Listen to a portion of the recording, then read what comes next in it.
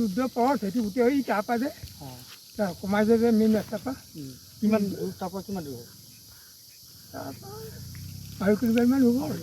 এই যে আপোনালোকক কৈছিলোঁ ৰুদ্ৰ পথৰ যিটো শিৱ মন্দিৰ আছে এইটো দেখুৱাম বুলি, এইটো হ'ল শিৱ মন্দিৰ। এইটো ধুনীয়া এটা ৰাস্তা, এইটো উঠি আহিব লাগিব বহুত দূৰলৈকে। আহি ইয়াত বাহিৰতো খুব সুন্দৰ ধুনীয়াকৈ আগ কৰি থোৱা আছে। ইয়াতে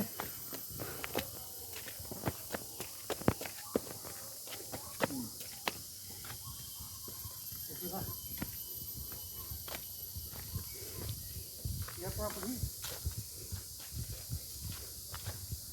এইটো আচলতে এই ৰুদ্ৰপথত যদিও আছে, এই শিৱ মন্দিৰটোৰ নাম হ'ল শ্ৰী শ্ৰী টিংগেশ্বৰ দেৱালয়। এইটো হ'ল টিংগেশ্বৰ দেৱালয়। পৰিৱেশ এটা আছে ইয়াত, আৰু ইয়াৰ পৰা আপুনি ব্ৰহ্মপুত্ৰৰ ভিউটো ধুনীয়াকৈ ল'ব পাৰিব। এইফালে খুব ওখলৈ উঠিব লাগিব, উঠি পেলাই ভাগৰ লাগিছে বাৰু, নহয় এয়া ইয়াৰ পৰা আপুনি ভিউটো ল'ব পাৰিব। মাছ চাছবিলাক জঁপিয়াই আছে দুই এটা, কিন্তু চাবা চাবা চাবা চাবা নাযাবা। এয়া আমি মানে হাই হাই হাই মোৰ লগত ছোৱালী আহিছে, মাক হৰা বান্ধৱী, ঠিক আছে? ভাল লাগিছেনে? এই বঢ়িয়া, ঠিক আছে।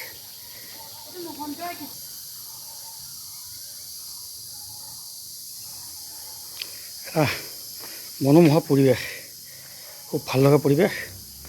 এইটো এই চাইডে এইটোফালে মানে মানুহ এনি টাইম থাকে বুলিও আপুনি ধৰিব পাৰে। অকল লিখাৰ সময়খিনি নাথাকে চাগে, তাত বাহিৰে বাকী মানুহ থাকেই। ভাগৰ লাগি গ'ল।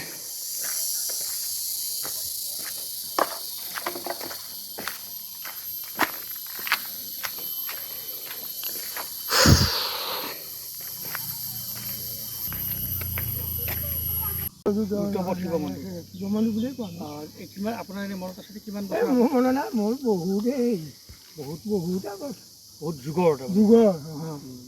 ঠিকে আছে দিয়ক, বাকী ভাল? এইফালে কোনফালে যায়? আপোনাক কিয় গাড়ী লৈ আহিলে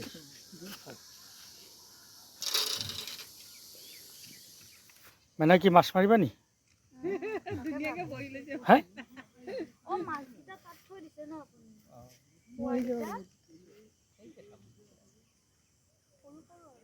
এতিয়া ৰাতিপুৱা কেইটামানৰ পৰা মাৰে?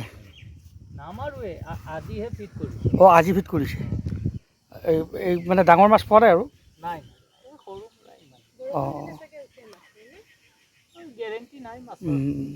পানীৰ মাছ হয়নে? বৰালি উঠি যায়? সন্ধিয়ালৈকে আশা আছে আপোনাৰ?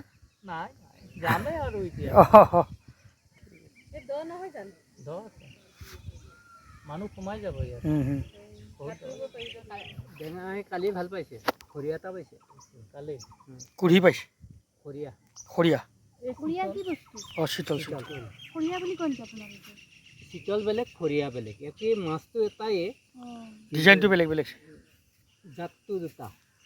মানে চিতলৰে জাত আৰু কিবা।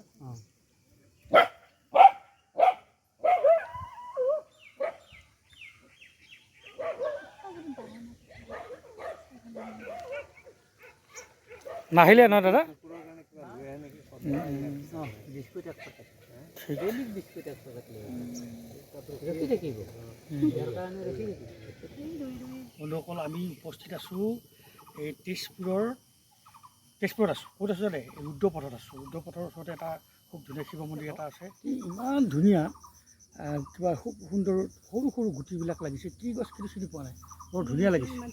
পৰিৱেশটোৱে ভাল লাগিছে।